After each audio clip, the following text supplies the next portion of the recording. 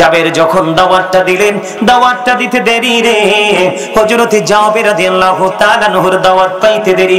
নবীজি সকল মুহাজির আনসারকে একটা ডাক দিয়ে বললেন, তোমরা সবাই চলো জাবেরের বাড়িতে, আমাদের দাওয়াত। মজা লাগে না? আর জোরে কোন না। কি চমৎকার দেখেন, নবীজি কিন্তু শুনেছেন প্র্যাকটিক্যালি কয়েকজন নিয়ে আসার জন্য। কিসের জন্য? কয়েকজন। আর নবীজি চলে গেলেন সবাইকে নিয়ে। জাবের যখন কে বলছে এই কথা শোনার পরে জাবের দৌড়ে চলে গেলেন বিবির কাছে। বিবি, বিবি গো, নবীজিকে বলেছি কয়েকজন নিয়ে আসতে।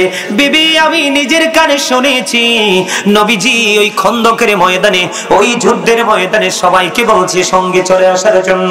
এবার জাবেরের বিবি ডেকে ডেকে বলছেন, স্বামী গো, আপনি টেনশন করবেন না, টেনশন করার কোনো প্রয়োজন। নবীজিকে বলছেন নি কয়েকজন কয়, নবীজি প্র্যাকটিক্যালি শুনেছে আমার জবার স্টপ হতে দেরি রে। নবীজি সবাইকে দাওয়াত দিতে দেরি করলো না। আমার নবী, আপনার নবী তো জাহানের বাদশা নবী, তিনি বলে দিয়েছেন, বন্ধু আজকে আপনারা অনেকেই কিন্তু হেঁটে হেঁটে আসছেন, আবার ওপারে গাড়ি থেকে নেমে পার পর্যন্ত হেঁটে নিয়ে আসছেন, আবার কেউ কেউ বাড়ি থেকে গাড়ি পর্যন্ত অনেকটা হেঁটে আসতে হয়েছে। হাসছেন কিনা? এটাই বাস্তবতা। হাদিস শরীফের সাথে আপনারা হাঁটার মিল রেখেছেন। আল্লাহ রাব্বুল আলামিন, আল্লাহর হাবিব জানিয়ে দিয়েছেন, কেউ যদি 1 বিঘা পরিমাণ হেঁটে হেঁটে আল্লাহর জিকিরের জন্য এগিয়ে আসে, আল্লাহ রাব্বুল আলামিন তার দিকে 1 গজ পরিমাণ এগিয়ে আসে। কেউ যদি আল্লাহর দিকে 1 হাত পরিমাণ এগিয়ে যায়, আল্লাহ রাব্বুল আলামিন তার দিকে 2 হাত পরিমাণে এগিয়ে আসে। সবচেয়ে বড় মজার খবর হলো বন্ধু, আমরা যখন কোন জলসায় বসে মালিকের জিকির করতে থাকি, আল্লাহ রাব্বুল আলামিন আল্লাহর হাবিবকে জানিয়ে দিয়েছে, হাবিব আপনি জানিয়ে দেন বান্দাগুলো যখন কোন জলসায় বসে জিকির করে, তার চাইতে উত্তম জলসায় বসে আমি আল্লাহ তার জিকির করি। জোরে জোরে কন্যা সুবহানাল্লাহ। আপনি যখন আল্লাহর জিকির করার জন্য হেঁটে হেঁটে এসেছেন, হাদিস শরীফ প্রমাণ করেছে, আপনার আমার প্রাণের নবী তিনি জানিয়ে দিয়েছে যে আল্লাহ রাব্বুল আলামিন কোন বান্দা যখন জিকির করার জন্য আল্লাহর দিকে হেঁটে হেঁটে যায়, আল্লাহ রাব্বুল আলামিন ওই বান্দার দিকে দৌড়ে চলে আসে। কথা বুঝেন নাই? তার মানে আপনি আমি আল্লাহর জিকির করার জন্য আল্লাহর যত দ্রুত কাছে যেতে চাই, যত দ্রুত আপন হতে চাই, আল্লাহ স্মরণ করতে করতে তারও আগে আল্লাহ রাব্বুল আলামিন আপনার আপন হয়ে যাবে। আর যারা বলেন না সুবহানাল্লাহ, তারও আগে আল্লাহ রাব্বুল আলামিন আপনার কি হয়ে যাবে? আপন হয়ে যাবে। তাহলে জিকির করার দরকার আছে না? বেশি প্রয়োজন কিনা? বেশি প্রয়োজন। এখন জিকির করতে হলে কি করতে হবে? 2 ধরনের মানুষের সাথে আপনাকে যুক্ত হতে হবে। আমি বলছি না, আল্লাহ বলছে। আল্লাহ বলছেন, join with my dear people, come to my paradise. Allah বলেছেন, ফাদখুলি ফি ইবাদি ওয়াদখুলি জান্নাতি। আল্লাহ বলেছেন, যারা আল্লাহর জিকির করে আল্লাহর গোলামি করতে করতে আল্লাহর প্রিয় হয়ে গেছে, আল্লাহ বলছে তোমরা আমার প্রিয় লোকের সাথে যুক্ত হও, ওয়াদখুলি জান্নাতি, আমার জান্নাতে চলে আসো, কাম টু মাই প্যারাডাইস। জোরে জোরে সুবহানাল্লাহ। আল্লাহ জান্নাতে কি করব? আল্লাহ রাব্বুল আলামিন বলতেছেন, ইনদা রাব্বিহিম ইউরযাকুন। আল্লাহ বলতেছেন, দে রিসিভ ফুড ফ্রম আল্লাহ। আল্লাহ বলতেছেন তোমরা জান্নাতে এসে জান্নাতি খাবার খাবে। তোমরা যত বেশি খাও, প্রস্রাব পায়খানার ব্যাগ হবে না, ঢেক আসবে, সব নিমজ্জিত হয়ে যাবে। এটা শুধু আল্লাহর প্রিয় লোকেদের সাথে যুক্ত হওয়ার কারণে। জোরে জোরে কোন সুবহানাল্লাহ। তাহলে জিকিরের দরকার আছে না নাই? আর যারা বলেন না, জিকিরের দরকার আছে না নাই? আল্লাহ বলতেছে, ইয়া আইয়ুহাল্লাযীনা আমানু যিকুরুল্লাহা যিকরান কাসীরা ওয়াসাব্বিহুহু বুকরাতান ওয়া আসীলা।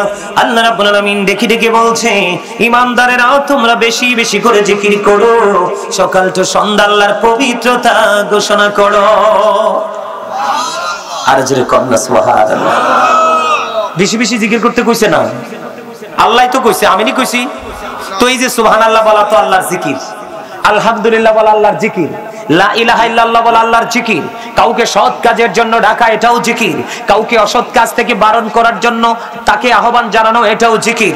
এই যে মসজিদে মানুষ নামাজ পড়তে যায়, বাড়িতে নামাজ পড়ে, মা বোনেরা নামাজ পড়ে, নামাজটাও আল্লাহর জিকির। বড়লোক যারা অনেক বেশি অর্থের মালিক, তারা মক্কা মদিনায় চলে যায় জিয়ারত করার জন্য, ওটাও জিকির। কারণ ওটা হলো জুলুস, জিকিরের জুলুস।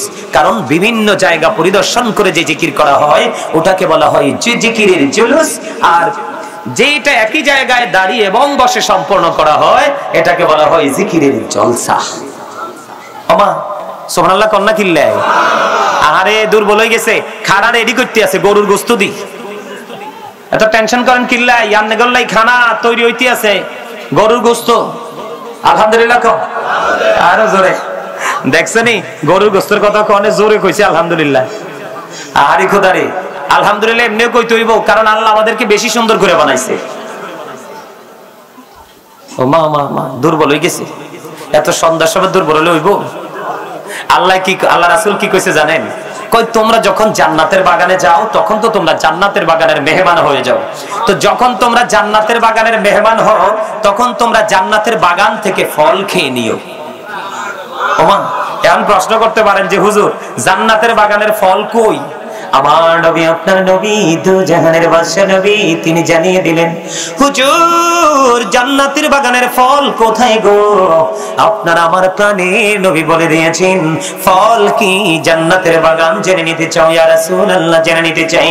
নবীজি জানিয়ে দিলেন সুবহানাল্লাহ ওয়ালহামদুলিল্লাহ লা ইলাহা ইল্লাল্লাহ সুবহানাল্লাহ আলহামদুলিল্লাহ লা ইলাহা ইল্লাল্লাহ লা ইলাহা ইল্লাল্লাহ লা ইলাহা ইল্লাল্লাহ। নবী আমিরি ফুতুল জগৎ করলেন ও জালা, নবী আমারি নূরের ফুতুল জগৎ করলেন ও জালা। রোজ হাসরে করবেন তিনি উম্মতের ফয়সালা।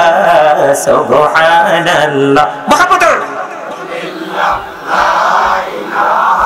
ইল্লাল্লাহ সুবহানাল্লাহ আলহামদুলিল্লাহ লা ইলাহা ইল্লাল্লাহ লা ইলাহা ইল্লাল্লাহ লা ইলাহা ইল্লাল্লাহ। আরশ কুরসি লৌহ কলম সৃষ্টি জাহান ওসিলা। আরশ কুরসি লৌহ কলম সৃষ্টি জাহান ওসিলা। নিজে আল্লাহ খুশি হইয়া নাম রাখিলেন হাবিবুল্লাহ। সুবহানাল্লাহ আলহামদুলিল্লাহ লা ইলাহা ইল্লাল্লাহ লা ইলাহা ইল্লাল্লাহ লা ইলাহা ইল্লাল্লাহ। নামের সাথী নাম মিশাইয়া যারে আল্লাহ পাঠাইলা। নামের সাথী নাম মিশাইয়া যারে আল্লাহ পাঠাইলা। নিজে আল্লাহ দোস্ত বলে তাহার প্রেমে মজিলা। সুবহানাল্লাহ আলহামদুলিল্লাহ লা ইলাহা ইল্লাল্লাহ লা ইলাহা ইল্লাল্লাহ লা ইলাহা ইল্লাল্লাহ। শাহাদাতের বাণী ছুটে আসিলেন কমলে বলা। শাহাদাতের বাণী ছুটে আসিলেন কমলে বলা। মক্কাতে ফুটিল রবি নরে মিন্দরে আলা। সুবহানাল্লাহ আলহামদুলিল্লাহ ইল্লাল্লাহ সুবহানাল্লাহ আলহামদুলিল্লাহ লা ইলাহা ইল্লাল্লাহ লা ইলাহা ইল্লাল্লাহ লা ইলাহা ইল্লাল্লাহ লা ইলাহা ইল্লাল্লাহ মুহাম্মাদুর রাসূলুল্লাহ সাল্লাল্লাহু আলাইহি ওয়াসাল্লাম। আচ্ছা একেবারে মন থেকে সুদা করে দুটো হাত তুলে দেখাবানি জিকিরটা করতে পেরে কার কাছে বেশি ভালো লাগছে? সবার কাছে আলহামদুলিল্লাহ। ওই যে বললাম আমি, এই যে জিকির করছেন না, আপনার ওই পরকালের বাজার করেছেন। কি করেছেন? এটা ওপারের বাজার, কেন জানেন? আপনি আপনার ব্যাগ যত বড় হবে ততই কিন্তু বাজার নিতে পারবেন। আপনার কাজের কোয়ালিটি যত ভালো হবে আপনি বেতন কিন্তু তত বেশি পাবেন। আর আপনি যত ভালো পড়াশোনা করবেন, সার্টিফিকেটে যে স্কোর থাকে সেটা যত বেশি বড় হবে, আপনার চাকরির চেয়ারটাও কিন্তু তত বড়। বলে হুজুর এখানে কেন আসলেন? এক্সাম্পলটা খুব দারুণ করে দিলাম বন্ধু। তার কারণ হলো আমার নবী, আপনার নবী, দুজাহানের বাদশা নবী, তিনি বলে দিয়েছেন জিকিরটা জবান দিয়েও করা যায়, অন্তর দিয়েও করা যায়, তবে জবান এবং অন্তর মিলে যে জিকির করা হয় এটার চাইতে উত্তম আর কোনো জিকির হতে পারে না। ও পীর কাশিমপুর কাদরিয়া দরবার শরীফ সংলগ্ন আমার ভাই, আমার বাবারা, আমার মা বোনদেরকে ডেকে ডেকে বলবো, বিশেষ করে যুবক বন্ধুদেরকে ডেকে ডেকে বলবো, আপনার আমার প্রাণের নবী তিনি জানিয়ে দিয়েছেন বন্ধু, প্রত্যেকটা জিনিসকে পরিষ্কার করার একটা যন্ত্র থাকে। থাকে কি থাকে না? ও বন্ধু, মানুষের মনের ঘরের ময়লা দূর করার যন্ত্র হলো ওই মওলার জিকির। জোরে জোরে সুবহানাল্লাহ। এই জন্য রাসূল বলেছেন তোমরা যখন জিকির করো এমন ভাবে জিকির করো মানুষ দেখলেই যেন তোমাদেরকে পাগল বলে। এই ওয়াজ যদি এখনকার যুবক ছেলেরা শোনে এরা কইব হুজুরের মনে হয় মাথা নষ্ট হয়ে গেছে, ঠিক না? পাগল বলতে ওই যে এলোমেলো আউলাকে সে পাগল বেশি ঘুরে ওই সমস্ত সব চিনে না, টাকা চিনে, ওই পাগল না আবার, ঠিক কিনা বলে?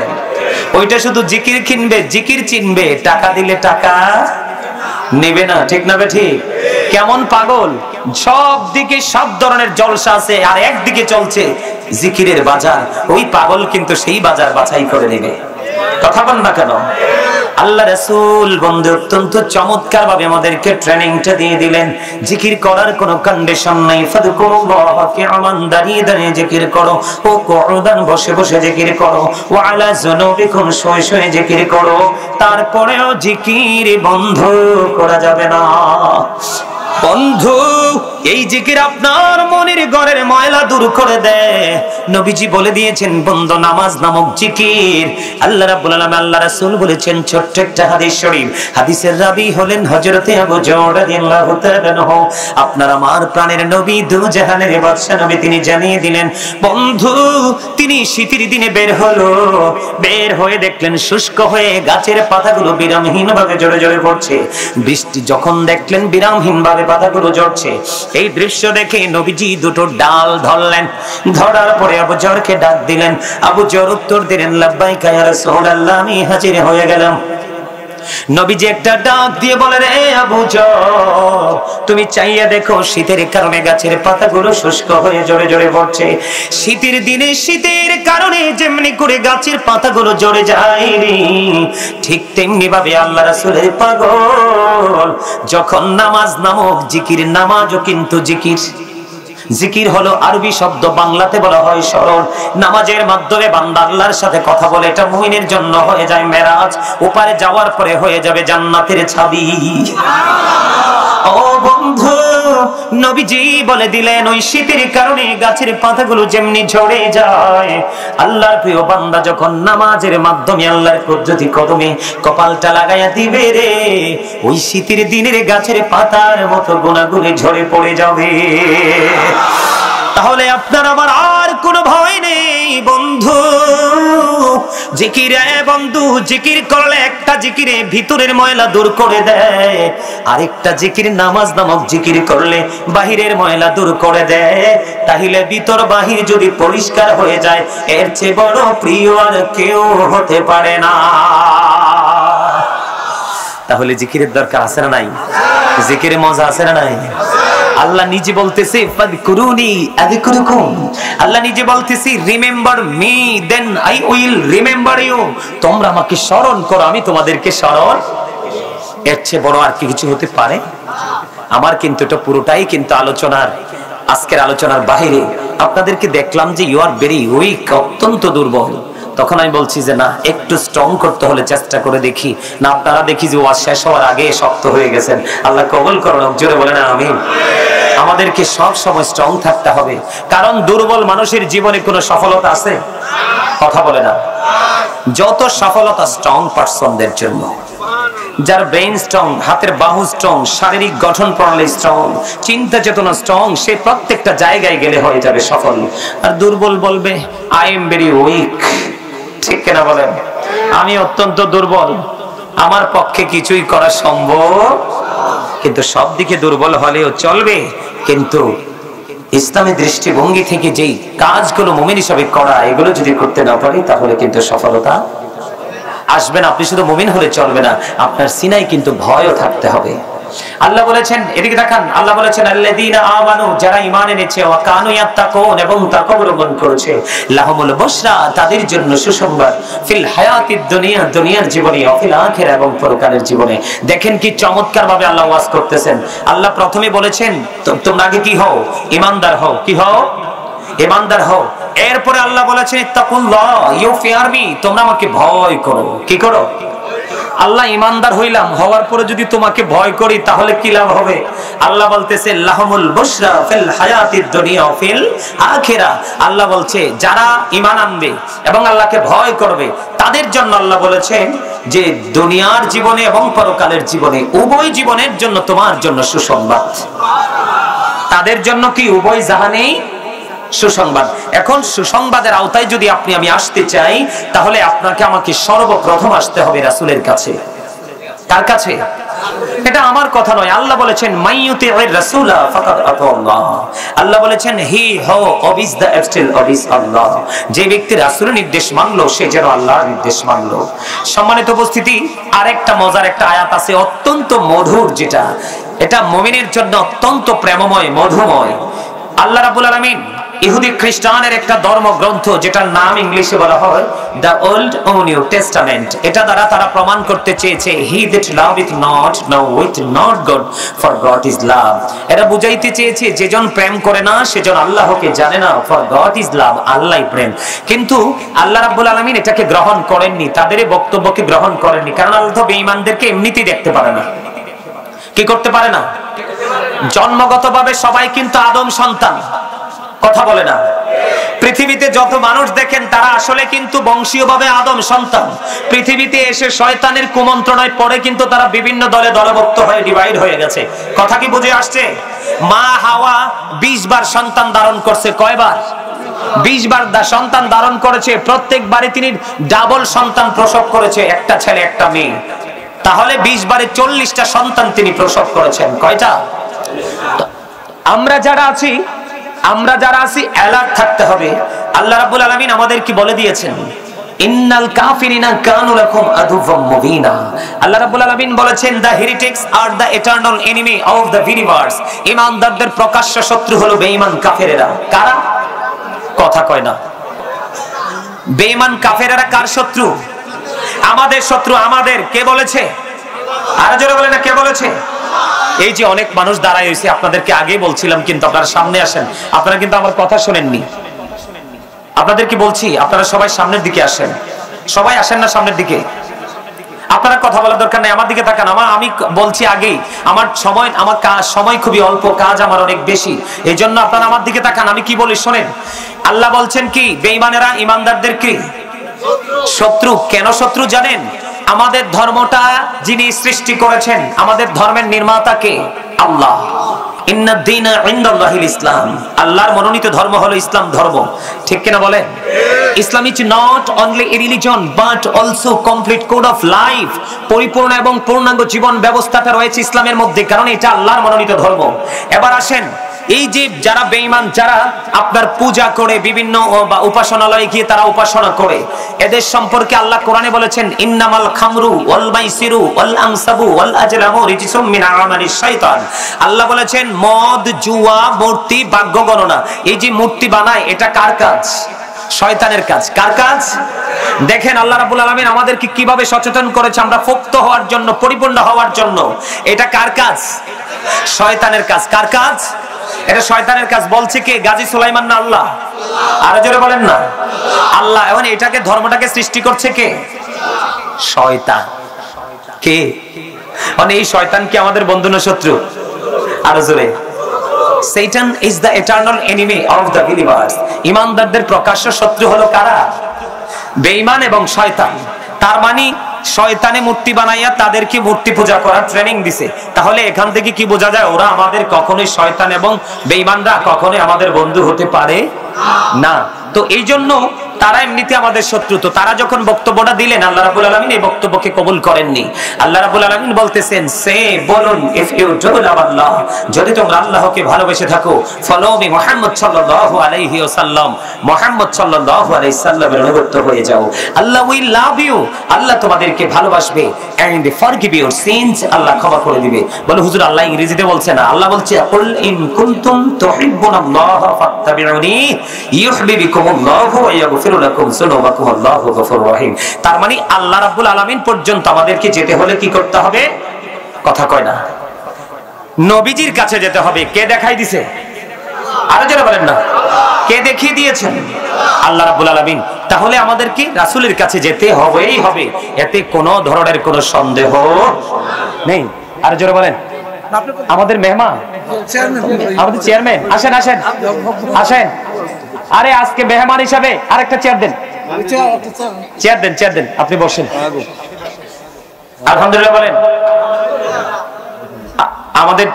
আমাদের সবার চেয়ারম্যান সাহেব আসছে, আলহামদুলিল্লাহ বলেন। আরো জোরে। আমার কথাগুলো কি আপনাদের কাছে ভালো লাগছে? সবার কাছে বুঝতেছেন? কারণ আমি জিকিরের যে ছোট্ট একটা টপিক, এটা থেকে বের হয়ে গেছি। এখন আমার যে আলোচনার যে ধারা, আজকের যে শিরোনাম, সেই শিরোনাম অনুযায়ী আজকে আমি আলোচনা করব। যতটুকু আমার শরীরে কুলায়, যতটুকু আমি পারি ততটুকু করব। আপনাদেরকে ধৈর্যশীল রূপে পাবো তো না? নবীর কথা বলে রাগ হইবেন? নবীর কথা বললে খুশি হওয়া লাগবে। কারণ আল্লাহ বলেছেন, আমাকে পেতে হলে স্টেশন হলো মদিনায়, টিকিট কাউন্টার কোথায়? আরো যারা বলেন কোথায়? এটা কি আমার কথা না কোরআনের কথা? তো কোরআনের কথা কি পৃথিবীর কারণ আল্লাহর? আমিও বাণী, যেটাকে বলা হয় দাহুল কোরআন, একেবারে পবিত্র গ্রন্থ, যেটাতে বিন্দু পরিমাণ কোনো সন্দেহ। আপনারা শুনছেন কিনা জানি না, মুরব্বীরা তো অনলাইনে থাকেন না, এখানে অনেক যুবক ভাইদেরকে দেখা যায়, ওরা হয়তো জানছে।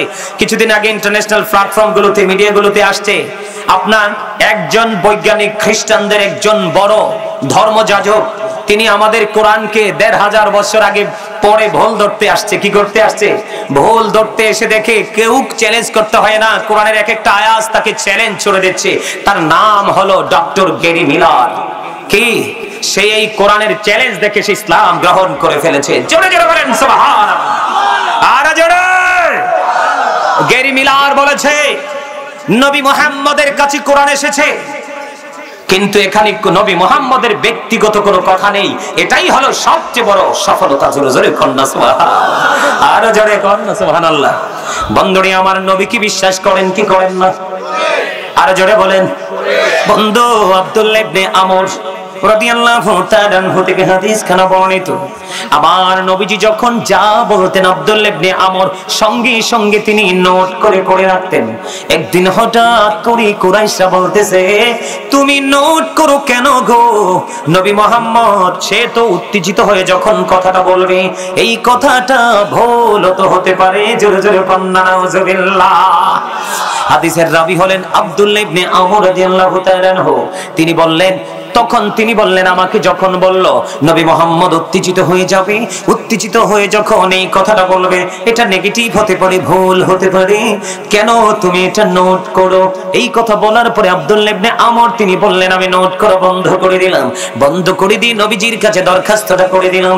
নবীজির কাছে দরখাস্ত করতে দেরি রে, নবীজি বলে দিয়েছেন, এই পবিত্র জবান দিয়ে কখনো কোনো রং কথা আসবে না, মালিক যেটা চায় সেটাই বের হবে, কারণ এই জবান এই নবীকে কন্ট্রোল করতেছে স্বয়ং মালিক। জোরে জোরে কন্যা সুবহানাল্লাহ। এরপরে আব্দুল্লাহ ইবনে আমর বললেন, নবীজির এই শক্ত বার্তা শুনে আবার পুনরায় নবীজির কথাগুলো নোট করতে থাকলাম। নবীজির কথার মধ্যে কোনো সন্দেহ আসেনি। ইহুদিরা কি বক্তব্য দিয়েছে জানেননি? ইহুদিরা বক্তব্য দিয়েছে, তারা বলেছে বন্ধু হযরত মুহাম্মদ সাল্লাল্লাহু আলাইহি সাল্লাম was born in Arab country. His father's name was Abdullah, his mother's name was Amina. His father said died before he was born. He lost his mother in his childhood. He was very truthful. প্রাণের নবী ছিলেন শ্রেষ্ঠ সত্যবাদী। বন্ধু বাংলাদেশের সব আলেমরা দেখবেন কোরআন তেলাওয়াত করার পরে এবং ক্লাসে স্টুডেন্টদেরকে হাদিস পড়ানোর পরে, ক্লাসে কোরআন পড়ানোর পরে, ব্যক্তিগতভাবে ঘরে কোরআন তেলাওয়াত করার পরে দেখবেন সবাই বলে সাদাকাল্লাহুল মাওলানাল আযীম ওয়া সাদাকা রাসূলুহুন নাবিয়ুল হাবিবুল কারীম। বলে কি বলে না? তার মানে আল্লাহর কথাও সত্য, নবীর কথাও সত্য, এটা মনের অজান্তেই বন্ধু সবাই আমরা বিশ্বাস করি। এই জন্যই হয়েছি আমরা ইমানদার। সুবহানাল্লাহ কয় না? ভালো লাগেনি? আরো জোরে বলেন না। আমি এই জন্য ছোট্ট একটা আয়াত তেলাওয়াত করেছি, ওয়া আরসালনাকা ইল্লা রাহমাতাল লিল আলামিন। আমার প্রভুর প্রভুত্বের সীমানা যত দূর জুড়ে আপনার আমার প্রাণের নবী তত দূর জুড়ে সীমানা জুড়ে রহমত। নবীজিকে আল্লাহ আমাদের কাছে কি হিসাবে পাঠাইছে? রহমত। আমি বন্ধু ব্যতিক্রম ভাবে একটু আলোচনা শোনাতে চাই আপনাদেরকে। আমাদের দেশে অনেকে আছে নবীজিকে বন্ধু আমাদের মতো বলতে চায়। নবীজি আজ থেকে প্রায় ১৫০০ বছর আগে তিনি বলে গেছেন, ক্বালা আইয়ুকুম মিসলি, তোমরা কে আছো আমার মতো? এখনো পর্যন্ত কেউ হাত তুলতে পারে না। বন্ধু আমি মিসাল দিব আপনাদেরকে, এক্সাম্পল দিব অত্যন্ত চমৎকার। খন্দকের যুদ্ধ হয়েছে যে আপনারা তো জানেন, কথা বলে না, আপনারা জানেন না সবাই খন্দকের যুদ্ধের খবর আপনারা জানেন কি জানেন না?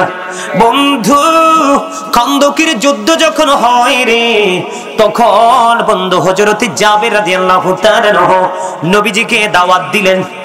কি দিলেন? দাওয়াত দিলেন। দাওয়াতের ধরনটা দেখবেন, হাদিস শরীফের যে মূল ভাষাটা আমি আপনাদের সামনে তুলে ধরছি। দাওয়াত দিয়েছেন কেমন ভাবে নবী গো?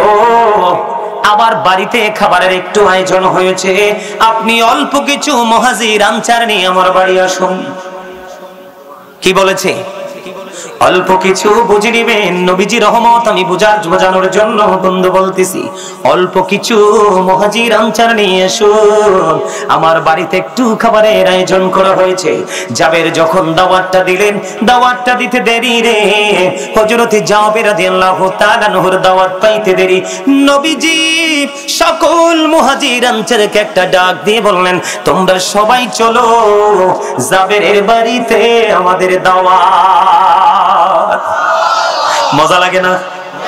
আর যেরকম না, কি চমৎকার দেখেন। নবীজি কিন্তু শুনেছেন প্র্যাকটিক্যালি কয়েকজন নিয়ে আসার জন্য। কিসের জন্য? কয়েকজন।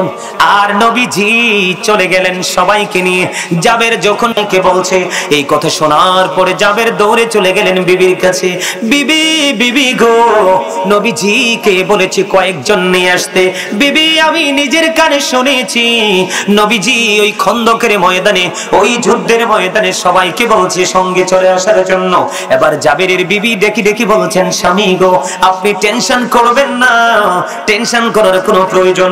নবীজিকে বলছেন নি কয়েকজন কয়, নবীজি প্র্যাকটিক্যালি শুনেছে আমার জবার স্টপ হতে দেরি রে।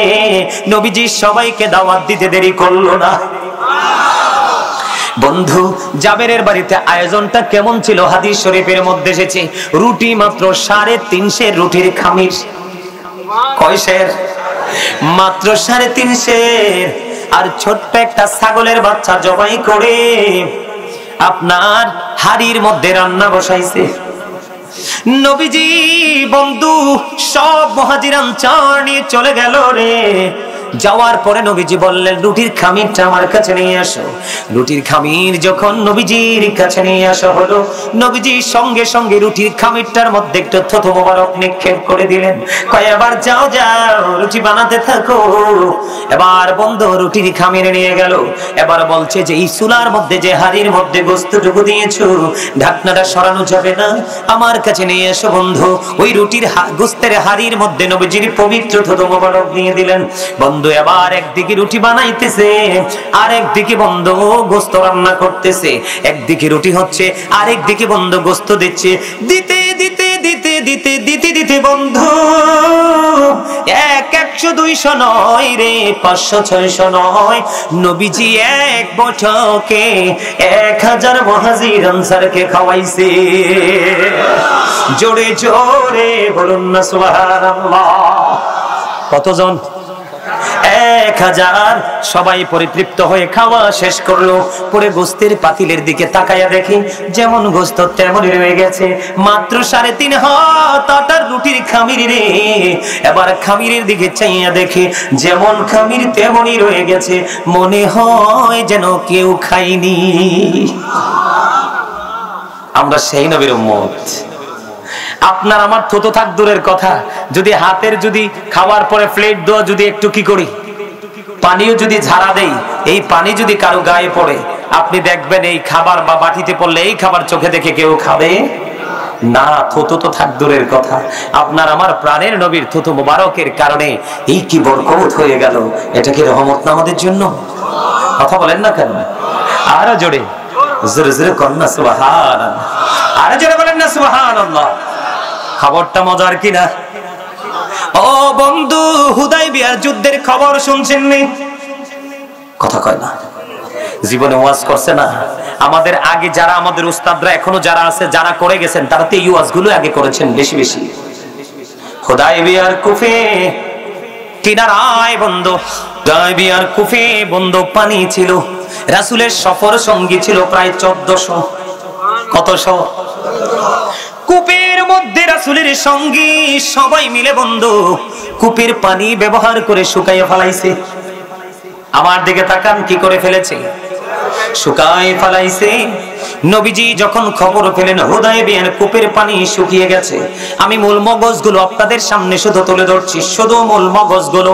নবীজি কেমন রহমত আমাদের জন্য, কত বড় নিয়ামত বোঝার জন্য বন্ধু।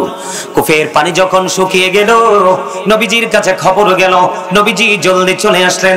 আসার পরে বললেন, আমাকে একটু পানি দাও, আমি ওযু করব। কি করব? আমাকে একটু পানি দাও, আমি ওযু করব। নবীজি কি পানি দেওয়া হলো, নবীজি ওযু করলেন। বন্ধু ওযু করতে কুলি করা লাগে কি লাগে না? নবীজি সঙ্গে সঙ্গে বন্ধু কুলি করলো। কুলি করার সঙ্গে সঙ্গে ওই কূপের মধ্যে নবীজির পবিত্র জবান মুখ মোবারক থেকে কুলির পানিটা তিনি কি করলেন, ওই কূপের মধ্যে বন্ধু ছেড়ে দিল। নবীজি বললেন, এত তাড়াতাড়ি তোমরা যে অনেকটা ধীরে আস্তে যাও।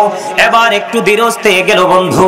নবীজির পবিত্র মুখ মোবারক থেকে কুলির পানি বন্ধু নিক্ষেপ করতে ধীরে আস্তে আস্তে আস্তে আস্তে আস্তে আস্তে ওই কূপের মধ্যে পানি আসতে দেরি করলো না। জোরে জোরে কন্যা সুবহানাল্লাহ। বন্ধুরি আমার, কুলে কূপের মধ্যে পানি জমতে থাকলো। এবার বন্ধু কতজন সাহাবী? 1400 সাহাবা ছিল নবীজির সঙ্গে। কতজন? 1400 সাহাবা ছিল রে। ও বন্ধু কি করলো, এই কূপ থেকে পানি খরচ করতে লাগলো। খরচ করতে করতে করতে করতে নবীজি কুলি মোবারক নিক্ষেপ করার পরে 20 দিন পর্যন্ত দেদারসে সবাই পানি খরচ করতে পেরেছে। জোরে জোরে কন্যা সুবহানাল্লাহ, আর জোরে বলেন না সুবহানাল্লাহ। ইয়া রাসূলুল্লাহ, ইয়া হাবিবাল্লাহ, ইয়া রাসূলুল্লাহ, লা শুনেছি হাদিসে দেখিলে আপনাকে জীবনের গুনাহ ঝরিয়া পড়ে, দিও গো দেখা দয়া করে। ইয়া রাসূলুল্লাহ, ইয়া হাবিবাল্লাহ, ইয়া রাসূলুল্লাহ, ইয়া হাবিবাল্লাহ, আসসালাতু ওয়াসসালামু আলাইকা ইয়া রাসূলুল্লাহ। জোরে জোরে বলুন না সুবহানাল্লাহ। বন্ধু এখানেই শুধু ক্ষান্ত নয়, হাদিস শরীফের মধ্যে এসেছে বন্ধু, একদিন হঠাৎ করে বন্ধু নবীজি বের হলেন। বের হয়ে দেখলেন হযরতে আবু হুরায়রা পেটের খিদার বন্ধু সহ্য করতে পারে না। পেটের মধ্যে পাথর পর্যন্ত বাঁধলো, তারপরেও সহ্য করতে পারে না। শেষ পর্যন্ত তিনি বাধ্য হয়ে রাস্তায় নেমে আসলেন। রাস্তায় নেমে আসতে দেরি রে, প্রাণের নবীজি পিছন দেখে এসে হাসির। নবীজি যখন দেখতে পেলেন, নবীজি দেখতে পাওয়ার পরে পরেই বন্ধু কি করলেন, দেখে একটা মুস্কি হাসি দিলেন। মুস্কি হাসি দিয়ে নবীজি বললেন, আমার সঙ্গে চলো। এবার হযরত আবু হুরায়রা রাদিয়াল্লাহু তাআলা নবীজির সঙ্গে সঙ্গে পিছন পিছন চলতে শুরু করলো। নবীজি ওনার গন্তব্যে চলে গেলেন। যাওয়ার পরে দেখতে পাইলেন একটা পেয়ালা দুধ। কয় পেয়ালা? একটা পেয়ালা দুধ। আবু হুরায়রা ওই দুধ দেখে অনেক বেশি খুশি হয়ে গেছেন। নবীজি জানতে চাইলেন এই দুধ কোত্থেকে এসেছে। নবীজিকে জানানো হলো, ইয়া রাসূলুল্লাহ, এই দুধ আপনার জন্য হাদিয়া এসেছে। নবীজি যখন জানতে পারলেন দুধ নবীজির জন্য হাদিয়া এসেছে, এই কথা বলতে দেরি নবীজি বললেন, সুফাবাসীদেরকে ডেকে নিয়ে এসো। সুবহানাল্লাহ। দুধ কয় পেয়ালা? আরো জোরে। আপনাদের কাছে মজা লাগেনি? কার কার কাছে লাগে? দুই হাত তুলে দেখান। আরো জোরে সোজা করে আমার মতো লাড়া দেন। মারহাবা মারহাবা, হাত নামান। দুধ কয় পেয়ালা? হাদিস শরীফ অনুযায়ী আমি কথা বলছি, বানিয়ে বলার কথা না, জিহ্বা কেটে ফেলবে আল্লাহর কুদরতি চাকু দিয়ে। ঠিক না? হ্যাঁ, আমাদেরকে সচেতন হয়ে কথা বলতে হয়। মনের অজান্তে ভুল ত্রুটি হলে এটা আল্লাহ ক্ষমা করবে। ঠিক কিনা বেঠে? দুধ দেখলেন এক পেয়ালা। নবীজি বললেন, সুফাবাসীদেরকে ডেকে নিয়ে এসো। এবার আবু হুরায়রা মনে মনে চিন্তা করে, আহারে পেটের খিদা এমনি বাসি না, দুধ এক পেয়ালা দেখি তো অনেক বেশি খুশি হয়ে গেলাম, কিন্তু তার মধ্যে মরার উপর খাড়ার ঘায়ের মতো। নবীজি বললেন সুফাবাসীদেরকে ডেকে নিয়ে আসতে। সুফাবাসীদেরকে ডেকে নিয়ে আনা হলো। একজন একজন করে নবীজি দুধ খাওয়ায়। পরিতৃপ্ত হয়ে পেট ভরে ভরে একজন একজন বিদায় হয়ে গেল। সবাইকে দুধ খাওয়ানো বন্ধু শেষ হয়ে গেল গো।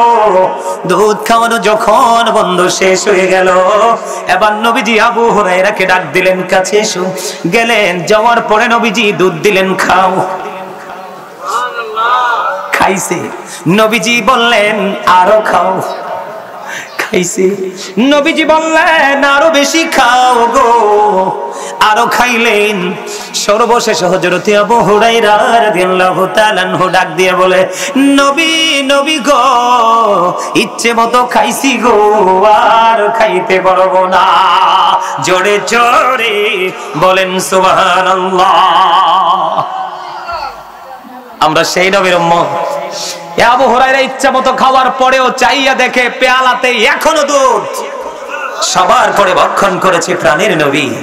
অন্য নবীজির রহমত কইলে নবীজি কত কিছু জানে, এটি কইলে অনেকে রাগ হয়। ঠিক না বেঠে? আরো জোরে কন্যা। আরেকটা মজার কথা কইতামনি। আরো জোরে বলেন, কইতামনি। বন্ধু, হযরত জাবের রাদিয়াল্লাহু তাআলা আনহু ইহুদি দুবাসীর মাধ্যমে নিজের পরিচয় জানালেন। এখন ওই ইহুদি দুবাসী মনে করছে হযরতে সালমান পারসি কে। হযরতে সালমান পারসি ইহুদি দুবাসীর মাধ্যমে তার পরিচয়টা প্রেজেন্ট করলেন। কিন্তু ওই ইহুদি মনে মনে বলতেছে, বন্ধু নবীজি তো পারসি ভাষা জানে না। বুঝবেন কিন্তু হাদিস শরীফটা অত্যন্ত মজার। কয় নবীজি পারসি ভাষা জানে না। এবার কি করলেন, ইহুদি দুবাসী এসে বলতেছেন। ইহুদি দুবাসী এসে নবীজিকে জানাই দিলেন, নবী গো, ওই সালমান পারসি তো আপনাকে মন্দ ছন্দ বলছে, বকাবকি করছে। এই কথাটা বলতে দেরি নবীজি বলছে, রে ইহুদি তুমি থামো গো, তুমি থেমে যাও। হযরতে সালমান পারসি আমি নবীকে বকাবকি করিনি, সে আমি নবীর প্রশংসা করেছে। যারা তাকে এবং অন্যদেরকে আমি নবীর কাছে আসতে বারণ করেছে তাদেরকেই মন্দ বলেছে। জোরে জোরে বলেন না সুবহানাল্লাহ। বুঝছেন নি কিছু আপনারা? তার মানে সালমান পারসি সম্পর্কে নেগেটিভ ধারণা দিতে আসছে নবীজির কাছে। তার কৌশল হলো যে সালমান পারসি তো কি জানে না, পারসি ভাষা জানে না বন্ধু, নবীজির জবান মোবারক, জিহ্বা মোবারক এতটা পাওয়ারফুল ছিল, ভাষাবিদ যখন নবীজির সাথে কথা বলতে আসতো তখন তারা পর্যন্ত স্টপ হয়ে যেত, তারা পর্যন্ত জবানটা অটো বন্ধ হয়ে যেত যখন নবীজি তাদের ভাষায় তাদের চাইতে আরো সুন্দর করে যখন কথা বলতে থাকতো। এখন ইহুদি তো বন্ধ, লজ্জা পেয়ে গেছে। কি করেছে? লজ্জা পেয়ে গেছে। নবীজি যখন বলল না না, সালমান ফার্সি আমি নবীকে বকাঝকা করে নাই, সে আমি নবীর প্রশংসা করেছে, সম্মান মর্যাদা দিয়ে কথা বলেছে, সে যারা তাকে আমার কাছে আসতে বারণ করেছে, প্রতিহত করেছে, সে তাদেরকে মন্দ বলেছে।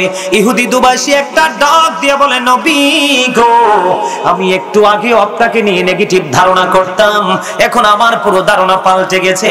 আমি বললাম নিশ্চয়ই আল্লাহ ছাড়া কোনো মাবুদ নেই, আপনি সত্যি সত্যি আল্লাহর প্রিয় হাবিব মুহাম্মদুর রাসূলুল্লাহ সাল্লাল্লাহু আলাইহি ওয়াসাল্লাম। ইহুদির সঙ্গে সঙ্গে মধুর কালিমা পড়ে মুসলমান হয়ে যায়। আমরা কি বোকা নবীর উম্মত?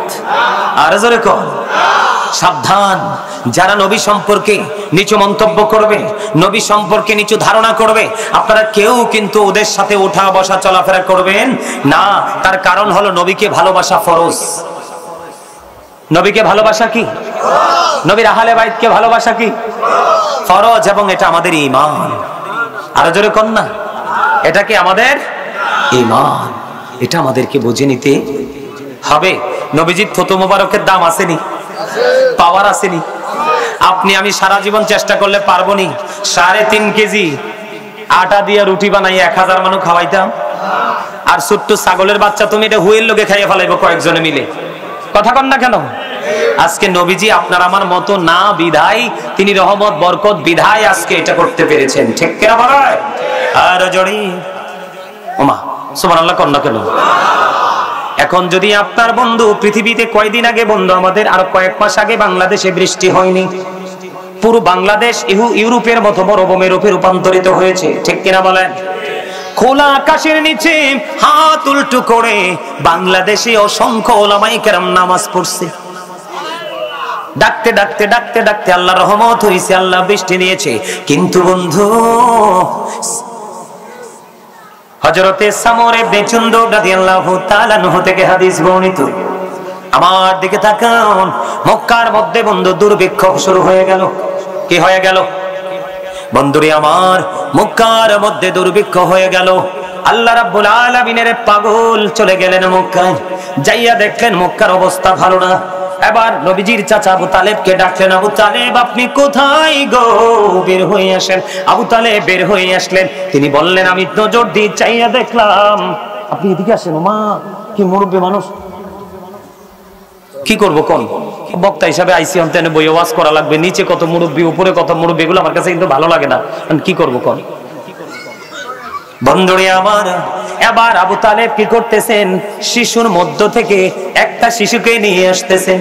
হাদিসের রাবী বলতেছেন, আমি চাইয়া দেখলাম এমন একটা শিশু বের হয়ে আসছে, এমন একটা শিশু বের হয়ে আসছে রে, সকল শিশুর মধ্য থেকে যেন অন্ধকার থেকে সূর্য বের হয়ে আসতে, তার চেহারাটা এত নূরানি। এবার আবু তালেব জলদি করে চলে গেল। যাইতে যাইতে যাইতে যাইতে তিনি খানায় কাবার কাছে, লা ইলাহা ইল্লাল্লাহ মুহাম্মাদুর রাসূলুল্লাহ সাল্লাল্লাহু আলাইহি ওয়াসাল্লাম বলেন, পাইলে নিরালাই গো নবী, পাইলে নিরালাই, পাইলে নিরালাই গো নবী, পাইলে নিরালাই। দুই কদমে চুমু খাবো, দুই কদমে চুমু খাবো, চরণে ধুলি মাখবো গাই, পাইলে নিরালাই। নবী সারা গতি আছে। কত সুন্দর গজল, কথাগুলো কত সহজ। আপনারা সবাই বলেন, পাইলে নেরা লাই গো নবী, পাইলে নেরা লাই, বলেন পাইলে নেরা, সবাই বলেন। দুই কদমে চুমু খাবো, দুই কদমে চুমু খাবো, চরণে ধুলি মাখবো গাই, পাইলে নেরা, পাইলে নেরা লাই। জোরে জোরে কন্যা মারহাবা। নবীজির নিরালে পাওয়ার দরকার আছে নি? স্বপ্ন যোগে একবার যদি নবীজির দিদার হয়ে যায় রে, আপনার জন্য জাহান্নামের আগুন হারাম হয়ে যাবে। পৃথিবীর কোন মানুষ কি বলতে পারবে যে আমি যেদিকে গেছি সেদিকেই মেঘমালা ছায়া দিছে? মেঘ কাকে বলে জানেননি? আকাশে দেখবেন আকাশটা সাদা, হঠাৎ করে দেখবেন আকাশের কালো মেঘের ঘনঘটা দেখবেন কালো হয়ে গেছে, অথবা একেবারে 100% কালো হয়, অথবা একটু কি হয়ে যায়, একটু হালকা হয়, এমনি করে বিভিন্ন রূপে রূপান্তরিত হয়। আকাশের স্বাভাবিক অবস্থা থেকে অস্বাভাবিক অবস্থায় রূপান্তরিত হয়, যেটা পৃথিবীতে বৃষ্টি আসার সম্ভাবনা ঠিক কিনা বলে? পৃথিবীর কোন বুজুর্গ, পৃথিবীর কোন সায়েন্টিফিক, পৃথিবীর যত বড় বড় লোক হোক, যত বড় ছোট লোক হোক, যত বড় বুজুর্গই নিজেকে দাবি করুক না কেন, পৃথিবীর কেউ বলতে পারবে না যে সে যেদিকে গেছে সেদিকেই মেঘমালা ছায়া দিয়েছে। নবীজি এমন একজন রহমত, ও বান্দা, আল্লাহর মনোনীত নবী। আল্লাহ যাকে বলেছেন হাবিবুল্লাহ, যাকে বলেছেন ইমামুল মুরসালিন, যাকে বলেছেন রাহমাতুল লিল আলামিন, ঠিক কিনা বলে? নবীজি যেদিকে যাইতেন মেঘমালা নবীজিকে ছায়া দিত। বন্ধু, এটাই তো আমাদের বিবেককে প্রসারিত করার জন্য যথেষ্ট। কথা কন না কেন? আর জোরে বলেন ঠিক না ঠিক? বন্ধুরে আমার, নবীজি এমন একজন রহমত, এটা এত বড় রহমত, এত বড় নিয়ামত, এটা আমাদের বোঝার বেশি প্রয়োজন। আমার দিকে তাকান, জুম্মার দিনে কেউ যদি রাসূলকে ভালোবেসে, প্রতিদিন প্রত্যেকটা জুমার দিনে কেউ যদি রাসূলকে ভালোবাসিয়া মাত্র 80 বার যদি দরুদ পড়তে পারো, 80 বছরের সগীরা গুনাহ আমার আল্লাহ মাফ করে দিবে। বন্ধুরে আমার দিকে তাকান, হযরত আনাস রাদিয়াল্লাহু তাআলা আনহু থেকে হাদিস বর্ণিত। বন্ধুরে আমার, হাদিস কানে এসেছে বন্ধু দাইলামি শরীফের মধ্যে। আমার নবী, আপনার নবী, দু জাহানের বাদশা নবী, তিনি বলে দিয়েছেন, কেউ যদি প্রতিদিন প্রাণের নবীকে ভালোবাসিয়া প্রতিদিন যদি 1000 বার যদি দরুদ পড়তে পারো, নবীজি জানিয়ে দিয়েছে জান্নাত না দেখা পর্যন্ত তার মরণ হবে না।